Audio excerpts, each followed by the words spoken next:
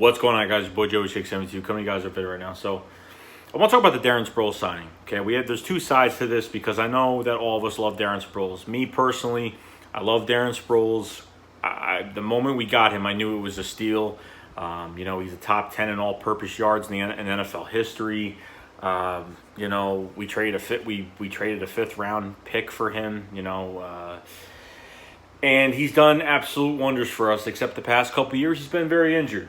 Okay, and I'm glad that he has a ring on his finger, from us winning the Super Bowl in 2017. Now, I want to go over this roster with the running backs, okay? You add Darren Sproles to this mix now. Half of me is very happy Darren Sproles is here, and the other half is, you got 5 running backs now. 6 running backs, you get about 6 running backs. I mean, just because you add Boston Scott to the mix, Josh Adams, Wendell Smallwood, Corey Clement, Miles Sanders, Jordan Howard.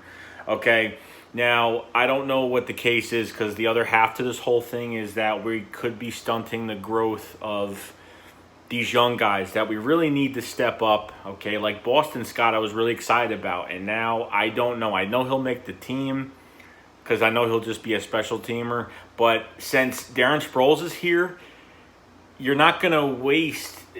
Doug Pearson is not wasting his time. He's not going to bring Darren Sproles here for Darren Sproles to be a punt returner and waste a whole roster spot for a punt returner. So now guys like DeAndre Tompkins, the undrafted free agent from, Penn State, and, guys like Boston Scott, can't get their chance now at being a punt returner because Darren Sproles is going to be getting punts now.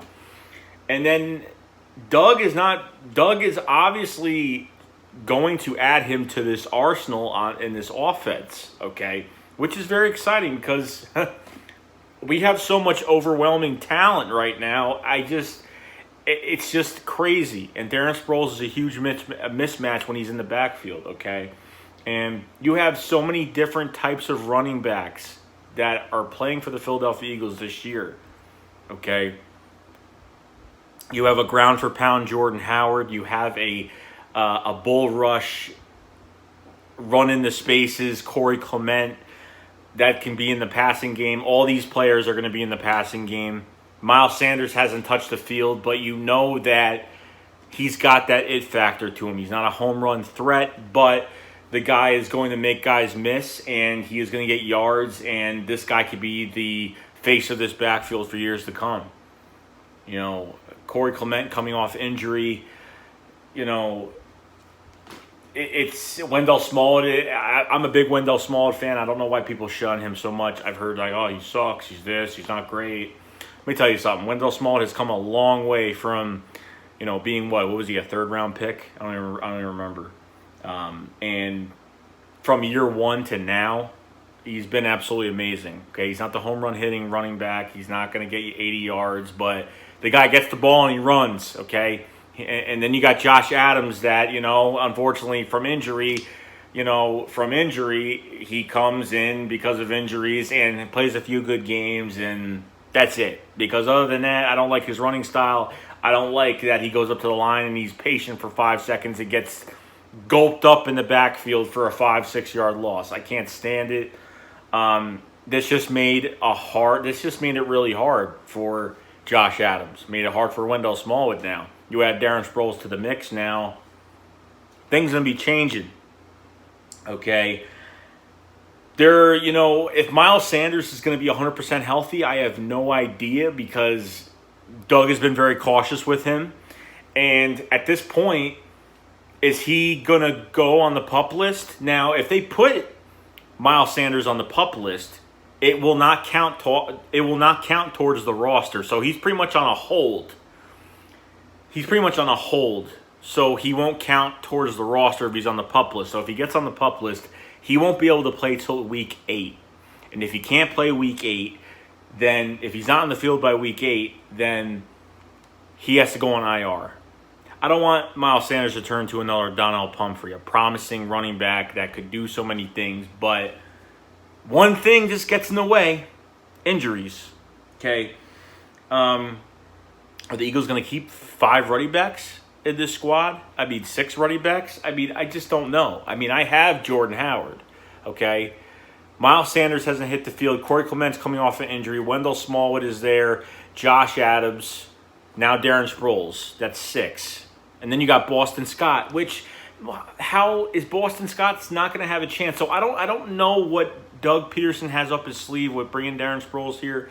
I'm glad he's here, but I'm worried a little bit because I don't know how much you could be stunting growth from a lot of different directions. And honestly, at this point, it's not just with this position, it's any position. I mean, look, the Eagles want to bring back Connor Barwin. If the Eagles bring back Connor Barwin, it's because Sharif Miller or Josh Sweat is not producing. You understand? If they're not producing, they're going to bring in Connor Barwin. That's been actually practicing in a 4-3. He's been practicing in a 4-3 this whole offseason like he's coming, like he knows he's coming to the Eagles or something. I don't know. But that's a whole nother story. But I'm saying, I don't know what's going to happen because Darren Sproles is going to be in this offense, okay? There's no hiding it because Doug is not saying, I want to bring Darren Sproles back so he can return punts. Hell no.